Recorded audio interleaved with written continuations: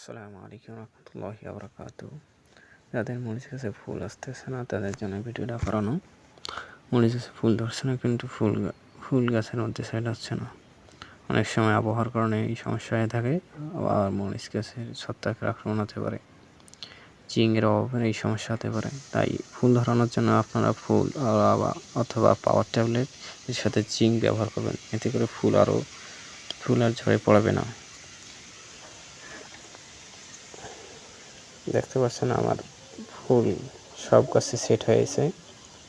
মরিচও মাশাআল্লাহ অনেক সুন্দর হয়েছে।